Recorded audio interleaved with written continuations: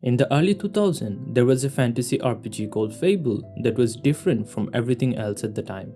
It featured meaningful choice and consequence system that made it truly unique, and because of that, it built a dedicated core fan base.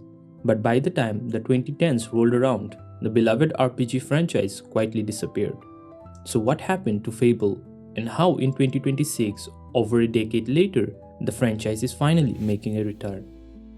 Let's find out what is Fable, why did it disappear, and what's the new reboot is all about. Bandits. If only we could get across that stream. I know. To understand the new Fable reboot, we have to go back to 2004 to the original Fable. It was created by Lionhead Studios, led by Peter Molyneux. What made Fable special was its unique choice and consequence system. Your action didn't just affect dialogue, they changed your character's appearance, how NPCs treated you, and even how the world reacted to you. Be good, the people would praise you. Be evil, they would fear you. If your character was good, a halo would appear above their head. If you were evil, horns would grow from your head. Your character could age, become scarred, corrupted, or heroic. Fable wasn't perfect, there were promises that weren't delivered. But despite all that, the game had undeniable charm. 4 years later, we received Fable 2, which introduced a dog companion, improved the core formula, and offered a larger world to explore. Then came Fable 3, which divided the fanbase. While it made some improvements like having a fully voiced protagonist, it also came with a lot of controversy. Fable 3 was set 50 years after the events of Fable 2, which many fans didn't like it. It also failed to meet the hype created by the studio. After Fable 3, the franchise began to lose its way. The studio itself was dealing with serious internal problems. In 2012, an event later referred as the Black Monday took place, where many veteran employees resigned at the same time due to the dissatisfaction with the studio's direction. Peter Molyneux reportedly lost his temper and told everyone to leave the premises immediately. He later apologized for it, but a few months later he also left Lionhead Studios. After the departure of Peter Molyneux, the studio continued to struggle with internal issues and development problems. Then Fable Legends was announced, a game that was supposed to modernize the franchise, but instead it did the complete opposite. Fable Legends was planned as a free-to-play 4v1 multiplayer game, and it was a disaster. It failed to gain any attention, struggled throughout the development, and was eventually cancelled. In 2016, Microsoft shut down Lionhead Studios. And just like that, Fable was gone, and the franchise was frozen.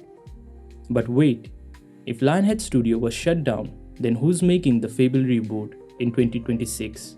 Enter Playground Games, the studio behind the Forza Horizon franchise. After the success of Forza Horizon 3, Playground Games wanted to diversify its portfolio. They wanted to make different genres of game, and that's when they decided to split their team into two, one half continuing Forza, while another working on a brand new project.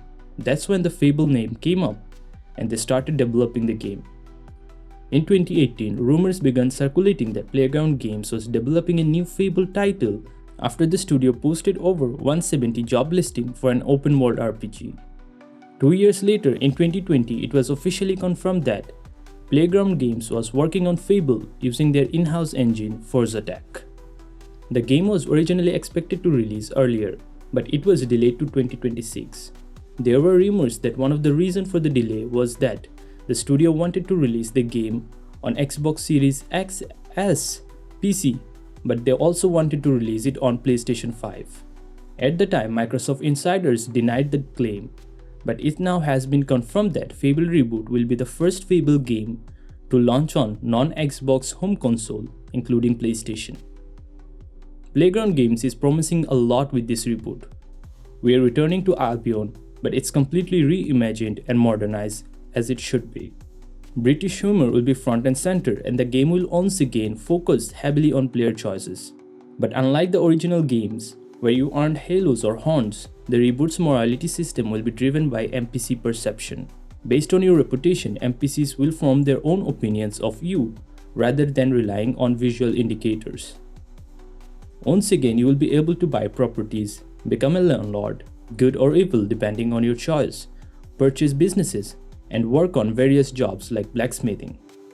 One area Playground games are pretty confident about is romance options. Players will be able to date, marry, or divorce if needed over 100 romanceable NPCs, all of them they are claiming that are handcrafted and fully voice acted. The studio also claiming that nearly every NPC in the game is handcrafted with proper voice acting and that you will be able to interact with most of them. As of now, we don't know much about the story, as Playground Games hasn't revealed many details yet. They have said in the future showcases, they will dive deeper into the narrative. One concern surrounding the reboot is the combat.